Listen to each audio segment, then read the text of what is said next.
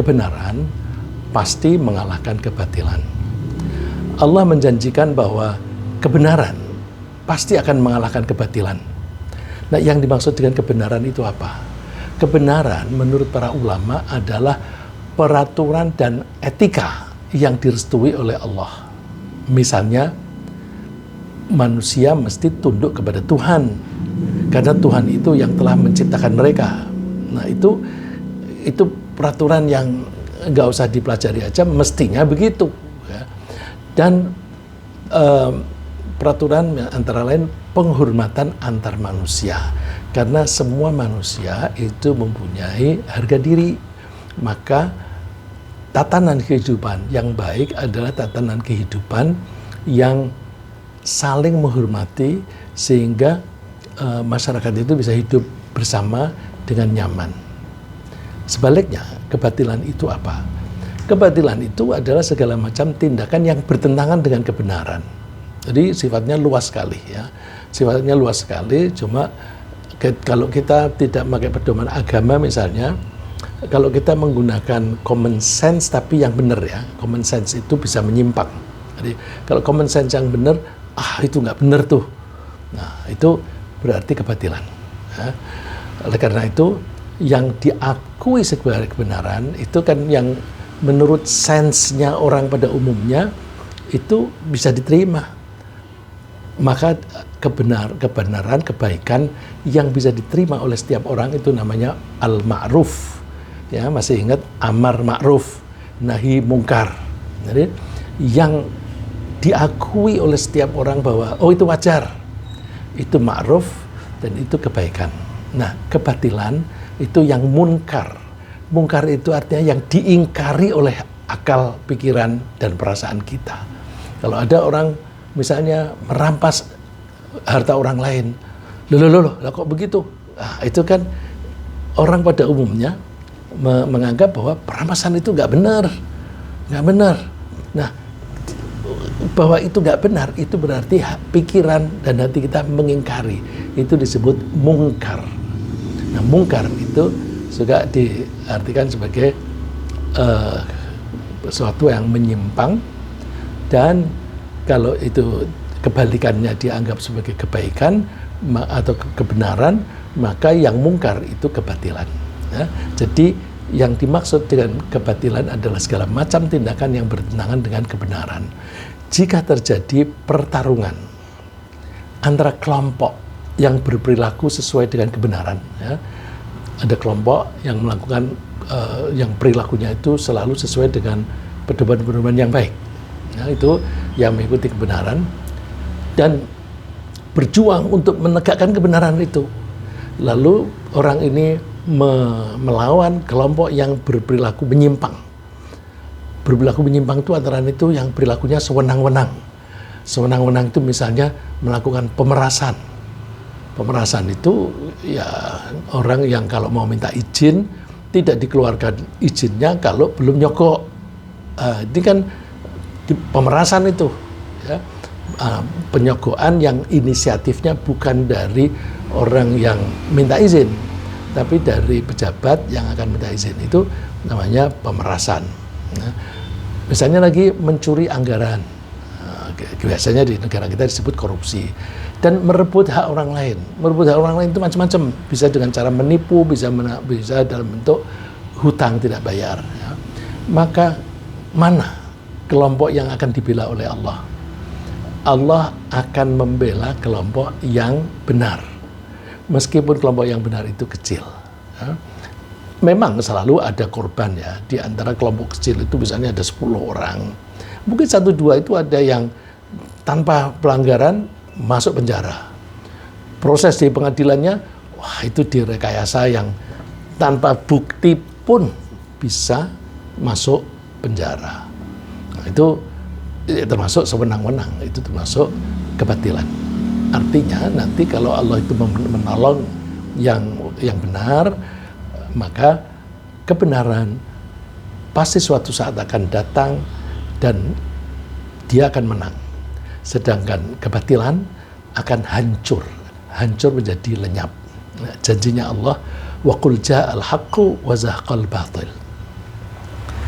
Ini terjemahannya bisa dua macam. Kalau kejadiannya sudah terjadi, maka ja'al haqqu itu artinya kebenaran telah tiba. Wa zaqal batil, dan kebatilan telah hancur. Tapi dalam bahasa Arab, terutama dalam Al-Quran, kata kerja yang disebutkan dalam bentuk past, dalam bentuk lampau atau madhi, itu kalau dipakai untuk menyatakan kejadian yang akan datang, itu artinya pasti akan terjadi di suatu saat.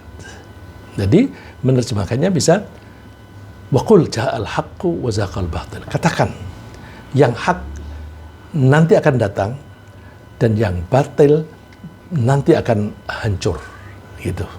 Innal batil akan zahuqa, karena yang batil itu karakternya nanti suatu saat akan lenyap. Ya. Saya tadi mengatakan ja'al haqqu itu pakai kata kerja lampau.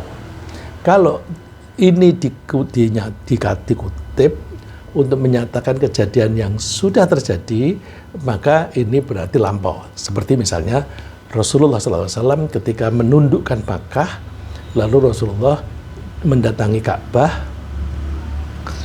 beliau masuk ke Ka'bah. Di pintu Ka'bah, Rasulullah mengucapkan kata-kata ini. Wa qul ja'al haqqu wa zahaqal batil. Oh, berarti sekarang sudah tiba. Yang benar itu datang dan yang batil itu hancur.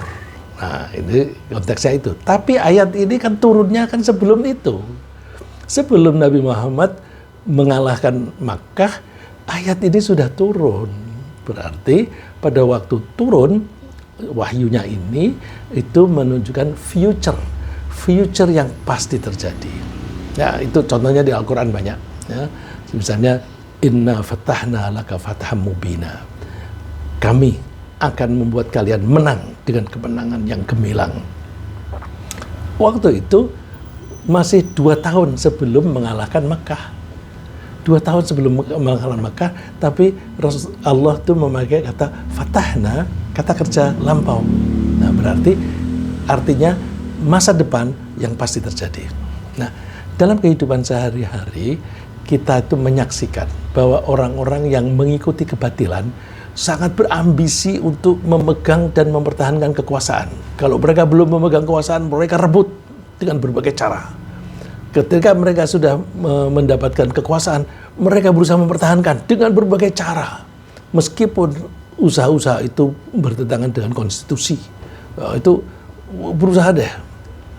Kalau misalnya bertentangan dengan peraturan, bagaimana peraturan itu diubah? Kalau peraturan itu tidak bisa diubah, bagaimana ada lembaga yang bisa menihilkan atau bisa menafikan peraturan itu atau perundang-undangan itu? Itu mereka berusaha mempertahankan. Kenapa? Karena mereka meyakini bahwa dengan kekuasaan mereka bisa membuat peraturan-peraturan yang tidak menghalangi mereka dalam melakukan penyimpangan. Jadi kalau mereka memegang kekuasaan, mereka bisa membuat undang-undang yang menghalangi, ya undang-undang yang tidak bisa menghalangi mereka. Misalnya ada lembaga anti korupsi, bikin undang-undang supaya lembaga itu menjadi mandul, supaya tidak bisa OTT dan sebagainya misalnya. Ya misalnya ada yang bilang kalau mau OTT bilang dulu dah gitu. Gimana mau dibilang? Kalau dibilang itu namanya bukan OTT, begitu kan? Jadi mereka membuat undang-undang yang membuat mereka leluasa melakukan pelanggaran. Nah, terus kalau toh mereka tidak bisa membuat itu, mereka tahu loopholes, celah-celah dari perundang-undangan itu mana. Nah, mereka lalu melakukan korupsi, ya, korupsi. Misalnya perjudian. Perjudian itu kalau judi itu biasanya, terutama perjudian zaman sekarang, bandar itu mesti menang. Nah, asal bandar itu menang, dia dapat duit banyak. Nah, terus penguasanya itu mengizinkan perjudian, tapi harus setor. Nah, misalnya lagi pelacuran dan sebagainya. Nah, kalaupun mereka tidak bisa mengubah peraturan yang sudah ada, mereka berusaha menduduki jabatan-jabatan yang membuat mereka mampu melakukan tipu daya. Jadi ambil posisi, Tapi di situ mereka melakukan tipu daya. Antara lain apa? Melindungi teman-teman kelompok mereka sendiri supaya mereka tidak dipenjarakan. Jadi posisi-posisi yang akan memproses pemenjaraan, taruh orangnya mereka. Ini kalau dalam sepak bola seperti goalkeeper, ya, penjaga gawang. Kalau yang mau masuk ini temannya sendiri, penjaga gawang itu tolak. Tapi kalau lawan politik, masuk. Nah, seperti gol bunuh diri misalnya. Oh bukan, beda. Jadi pokoknya kalau yang akan dimasukkan penjara itu kelompoknya sendiri, dihalang-halangi. Kalau orang lain silakan masuk. Nah, jadi memenjarakan lawan politiknya dan menjaga jangan sampai kelompok politiknya itu supaya tidak dipenjarakan. Wa kadzalika ja'alna fi kulli qaryatin akabira mujrimiha liyamkuru fiha. Demikian itu kami jadikan di setiap negeri ada pejabat-pejabat pembesar mereka, ya. Mujrimiha itu orang-orang yang banyak melakukan dosa. Orang banyak melakukan dosa itu kan dosanya itu kalau itu kejahatan, orangnya namanya penjahat. Nah, bahasa Arabnya di sini yang dipakai mujrim itu orang yang suka berbuat dosa. Suka berbuat dosa, melanggar hak-hak orang lain, itu orangnya jahat. Nah, kita bilang para penjahat. Nah, kalau kita bilang menerjemahkan ini penjahat, nanti dikirain ini tendensius, kita menganggap bahwa pejabat-pejabat itu penjahat. Ya, tapi namanya orang penjahat. Mereka itu tega membunuh, ya, tega karena kan mereka hanya mementingkan kebutuhannya sendiri. Nah, mereka di suatu negeri pasti ada pembesar-pembesar yang perilakunya jahat, liyam kuru fiha, supaya mereka bisa membuat tipu daya. Tokoh-tokohnya, nah itu tokoh-tokohnya ya kita bisa lihatlah siapa yang misalnya ada kerusuhan di belakang mereka siapa, terus ada korupsi, kira-kira di belakang mereka siapa. Nah itu yang di belakang itu justru pembesar-pembesarnya. Di antara para pemegang kekuasaan yang jahat, biasanya ada tokoh-tokoh yang tega membunuh orang-orang yang menghalangi mereka melakukan kejahatan. Jadi kalau ada orang yang mencoba menghalang-halangi dengan berbagai cara, dengan cara pidato atau dengan cara melakukan pergerakan, demonstrasi dan sebagainya, itu orang-orang jahat yang memegang kekuasaan tega membunuh. Nah, kita lihat ada orang-orang yang tidak bersenjata tapi dibunuh dengan sadis, tapi ketika diadili dianggap tidak bersalah. Yang membunuh itu membela diri. Bagaimana membela diri? Mereka itu yang memegang senjata, sedangkan yang dibunuh itu tidak memegang senjata. Ya? Tapi prosesnya itu bisa dibuat tipu daya. Nah, ketika membunuh mereka berusaha cuci tangan. Cuci tangan dengan berbagai cara. Antara lain misalnya membuat alibi.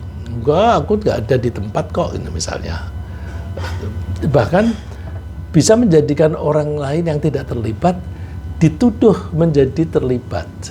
Jadi misalnya, oh dia itu ada di sana, berarti dia terlibat. Terus ditangkap, dia dianggap yang mengatur itu. Padahal misalnya dia kebetulan aja lewat. Tapi itu bisa dituduh dan bisa masuk penjara.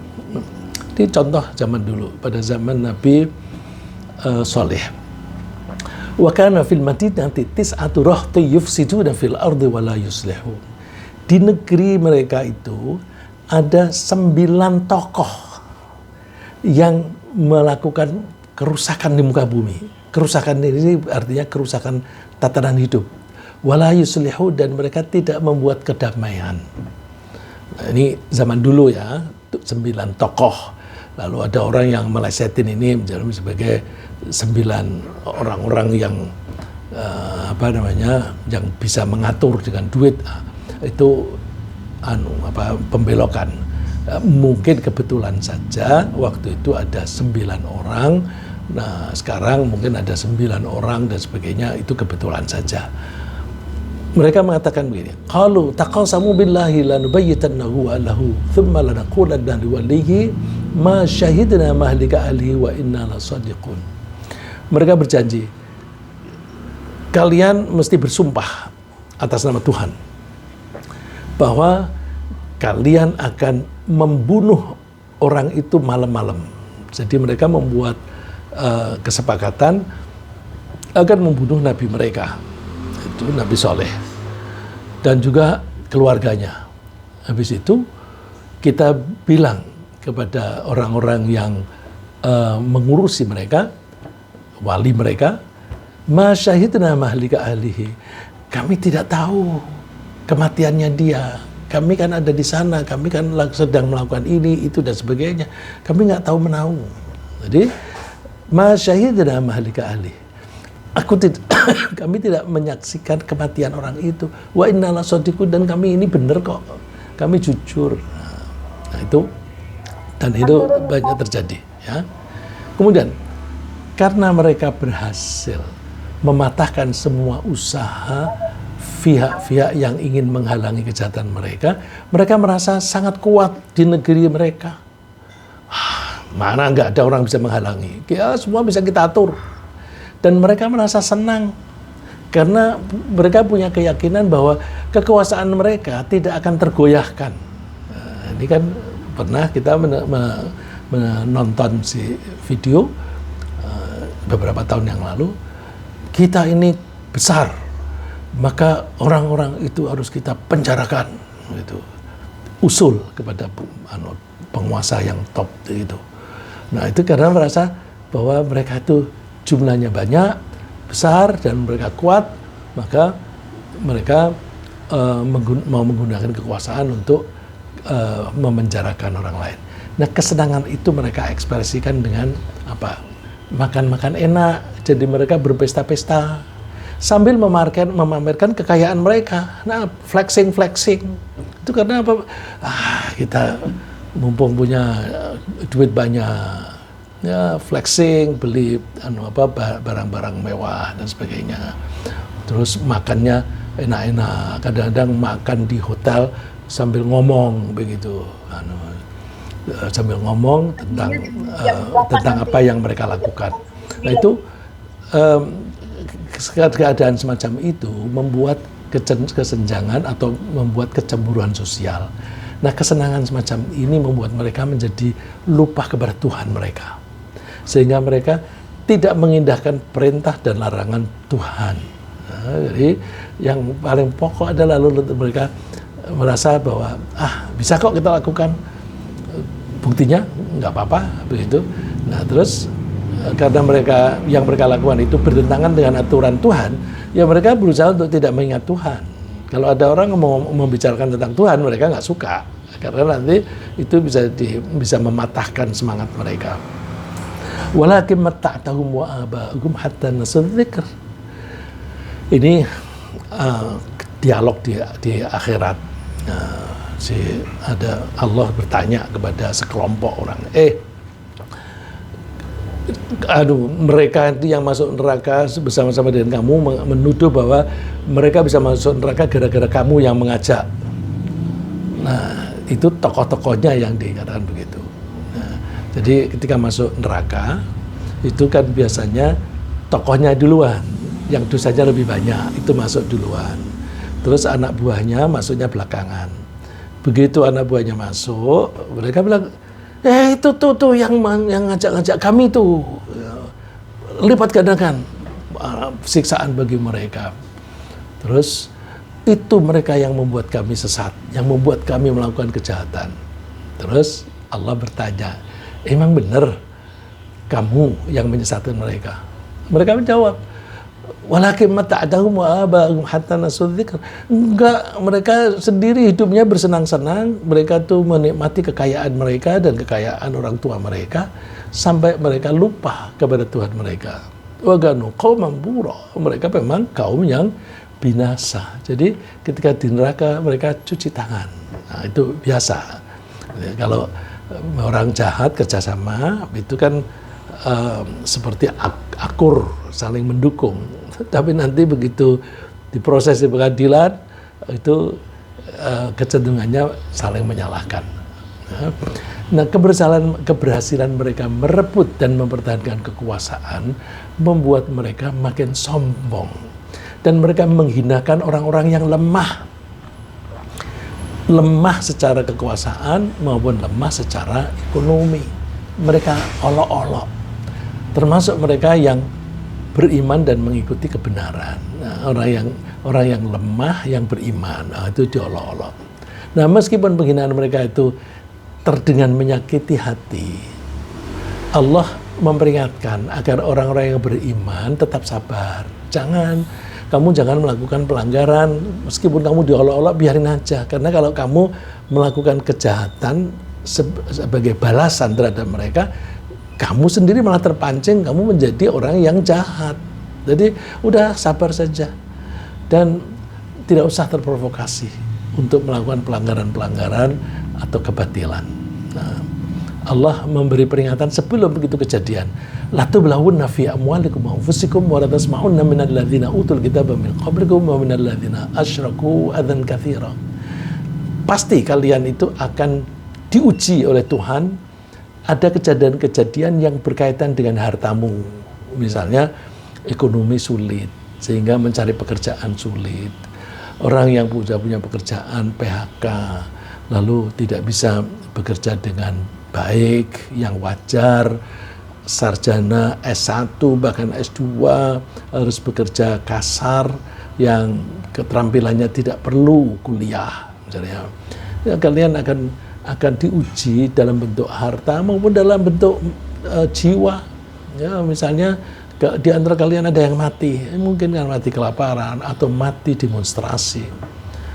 Dan kalian akan mendengar kata-kata yang menyakitkan hati. Dari mana? Di antara orang-orang yang dulu pernah menerima kitab dan orang-orang yang menyekutukan Tuhan. Orang yang menyekutukan Tuhan ini mungkin mereka sholat juga, tapi sholatnya pura-pura. Nah, menyekutukan Tuhan itu gimana? Salah satu cara menyekutukan Tuhan itu mengandalkan kehidupan kepada uang. Setengah 10 masuk, setengah jam aja. Mengandalkan kehidupan pada uang bukan kepada Tuhan. Nah, terus wa in tasbiru wa tattaqu fa inna dzalika min azmil umur. Yang paling baik adalah apa? Kalian tetap sabar dan bertakwa. Tetap ikuti tata cara yang direstui oleh Tuhan. Nggak usah terpancing gitu. Nah, orang-orang yang sedang menikmati kekuasaan dan kemewahan itu seringkali lupa bahwa Allah membuat nasib manusia itu bergiliran. Jadi orang kalau juga bilang the history repeats itself. Sejarah itu mengulangi dirinya sendiri. Jadi itu artinya akan ada siklus yang mana orang yang asalnya di atas menjadi di bawah, yang di bawah menjadi di atas. Yang menang suatu saat kalah, yang kalah suatu saat akan menang, yang miskin suatu saat akan kaya, yang kaya suatu saat akan miskin. Itu bergiliran. Nah, ada kalanya orang itu berkuasa dan dikuasai. Ada kalanya kaya dan miskin dan sebagainya. Jadi ada cycle of life.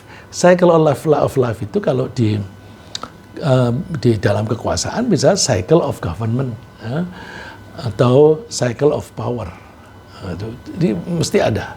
Ketika Allah sudah memutuskan kekuasaan suatu kelompok masyarakat itu berakhir, nah jadi karena berputar, maka suatu saat kekuasaan itu akan berakhir.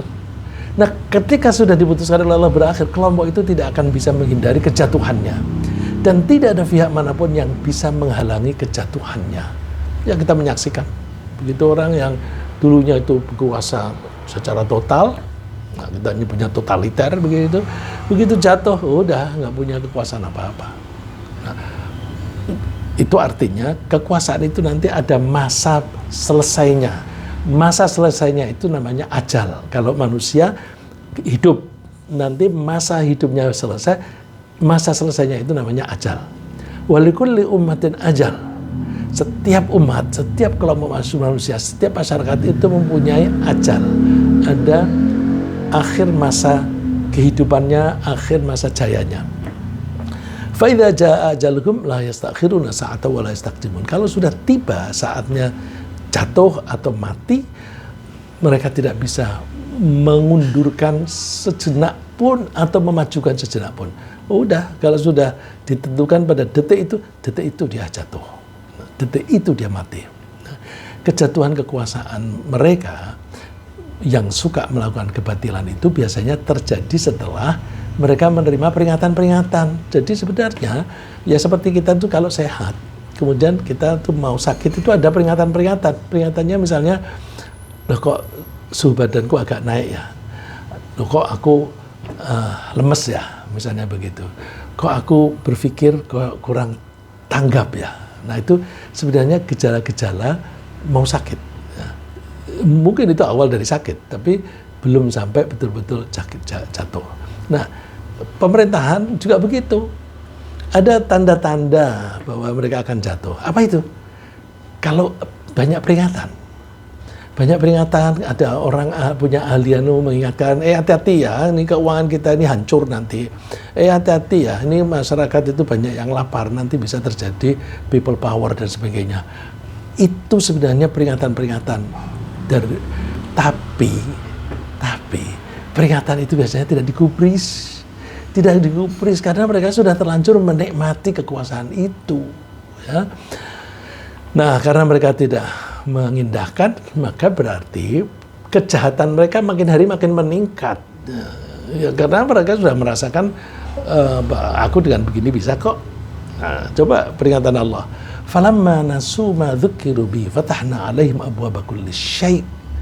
Ketika mereka lupa atas peringatan-peringatan yang diberikan kepada mereka, peringatan dari Allah itu bisa melalui pakar, bisa melalui para mahasiswa yang demonstrasi, bisa melalui buruh yang protes dan sebagainya.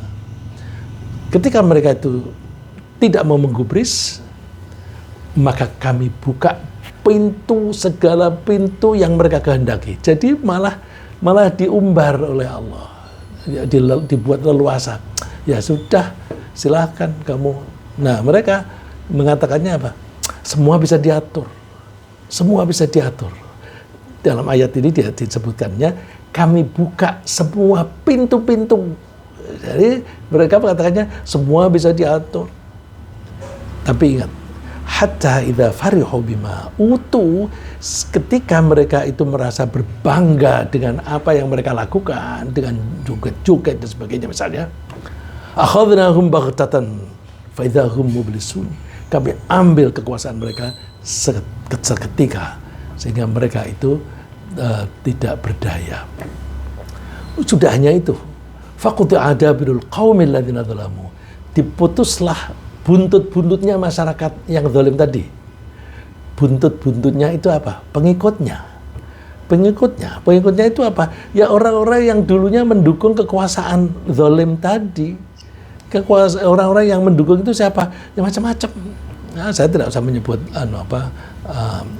istilah mereka, karena kalau saya sebut nanti dikira saya tendensius kepada satu kelompok. Tapi ini yang kita bicarakan adalah gejala perputaran kekuasaan dalam masyarakat. Jadi bukan hanya mereka jatuh kekuasaannya, tapi pengikut-pengikutnya yang di ayat ini disebut buntut-buntutnya itu diputus juga. Ini kalau zaman dulu tahun 60-an itu dibilangnya seantek-anteknya.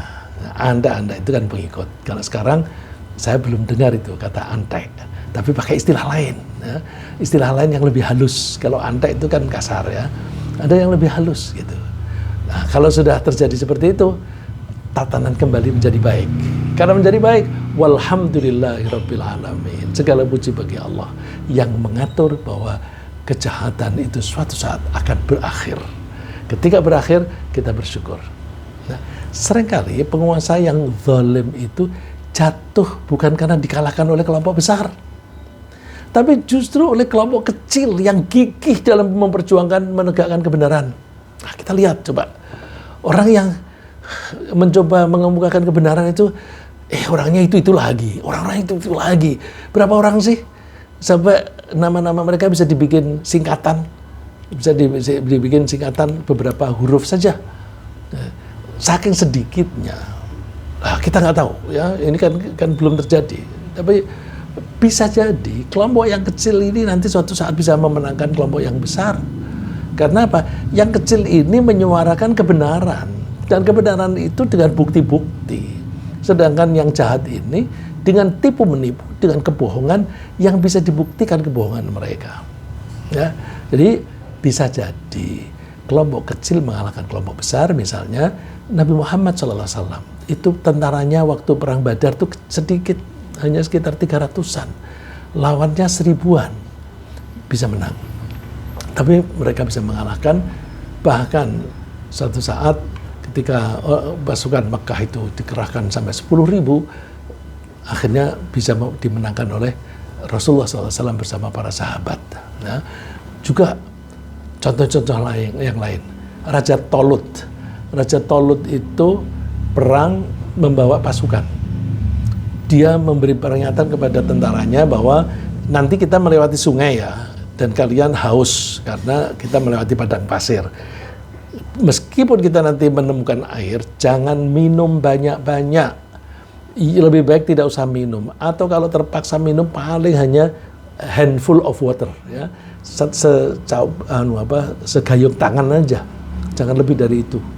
Terus ternyata sebagian besar pada minum banyak-banyak. Yang minum banyak-banyak bilang, kami nggak sanggup lagi maju perang. Akhirnya yang maju perang hanya sedikit. Termasuk yang sedikit di situ ada Nabi Daud yang masih muda.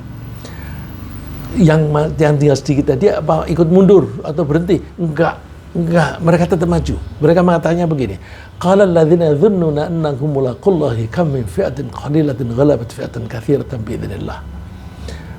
Orang-orang yang meyakini bahwa mereka pasti akan bertemu dengan Allah.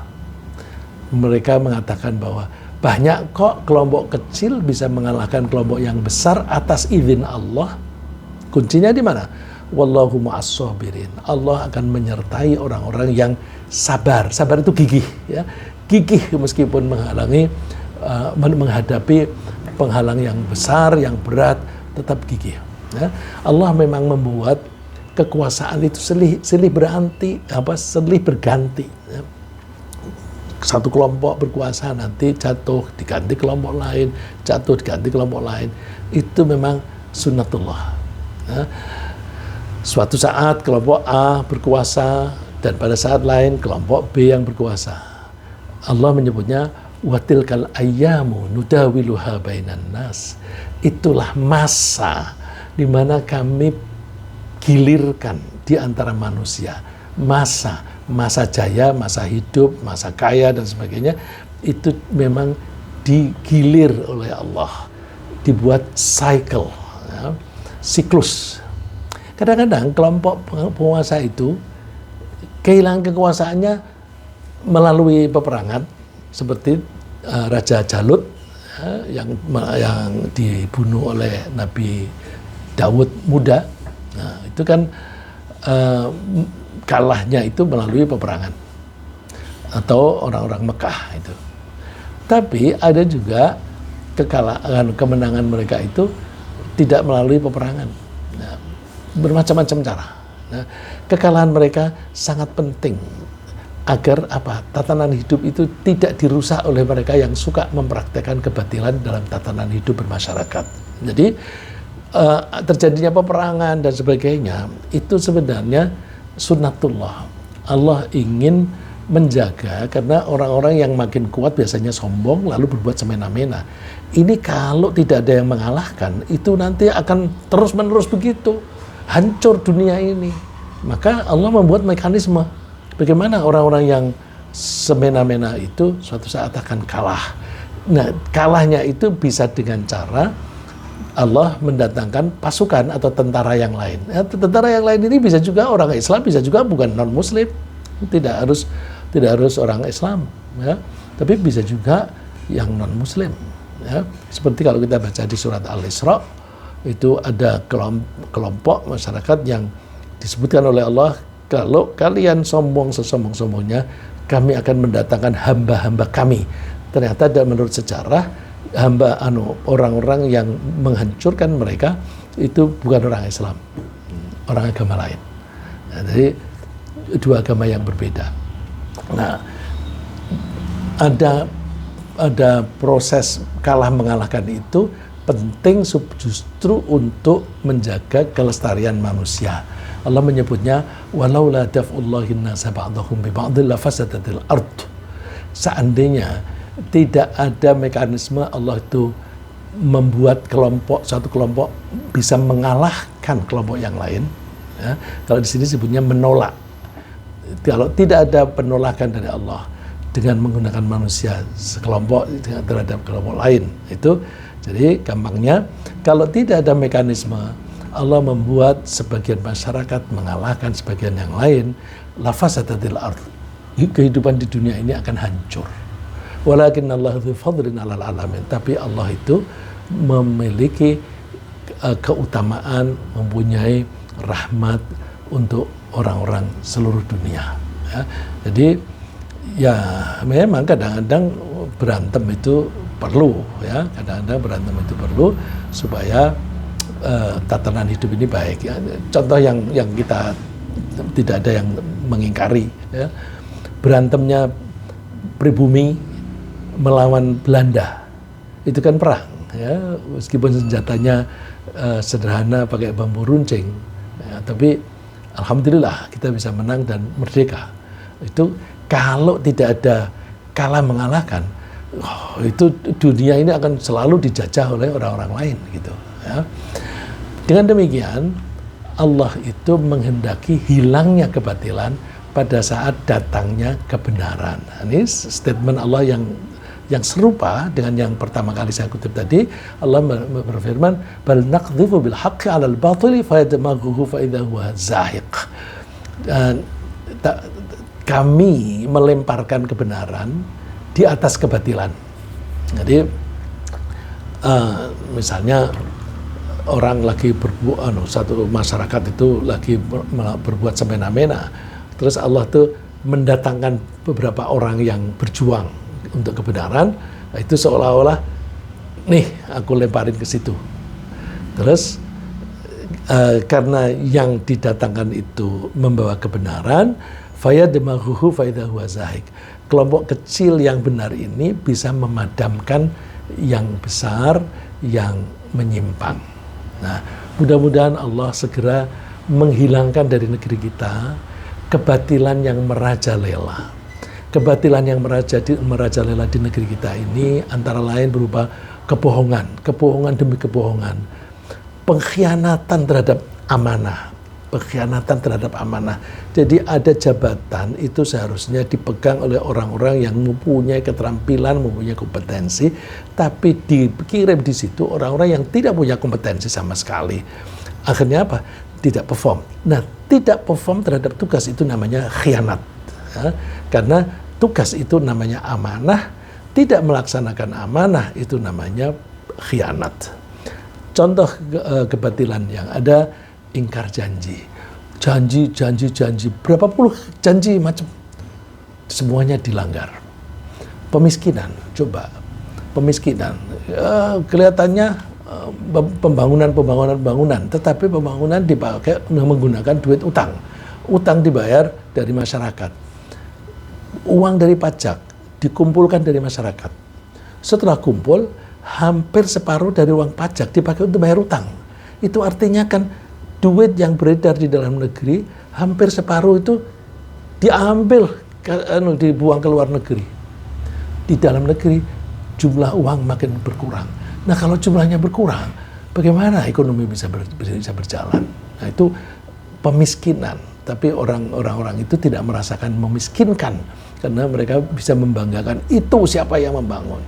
Kemudian misalnya kezaliman yang ada, memenjarakan orang-orang yang tidak bersalah. Berapa orang itu yang sudah dipenjarakan? Dan bahkan ada pembunuhan terhadap orang-orang yang dianggap mengganggu kebatilan mereka. Nah, itu yang dibunuh itu antara lain kelompok yang selalu mengingatkan, hati-hati ya, ini ada orang-orang jahat gini. Nah, terus menunjukkan bukti-bukti. Nah, itu dianggap, wah ini orang ini berbahaya. Lalu orang itu mau dibunuh, tetapi ternyata dia dilindungi oleh beberapa orang. Nah, orang-orang yang melindungi itu yang dibunuh. Nah, jadi mudah-mudahan Allah segera menghilangkan kebatilan-kebatilan dari dalam negeri kita, sehingga kita mengalami kehidupan yang nyaman, damai. Ringkasnya apa yang kita bahas pagi ini adalah bahwa di tiap negeri pasti ada penjahat yang meraih kekuasaan melalui tipu daya. Mereka bersenang-senang dan mengolok-olok orang-orang yang lemah dan miskin. Meskipun diperingatkan, mereka tidak mengindahkan dan lupa kepada Tuhan. Ketika masyarakat tertekan, sekelompok kecil akan bangkit dan bisa mengalahkan mereka. Tibalah saatnya janji Allah bahwa kebenaran pasti mengalahkan kebatilan. Semoga Allah segera menghadirkan kebenaran dan menghilangkan kebatilan di negeri kita. Amin.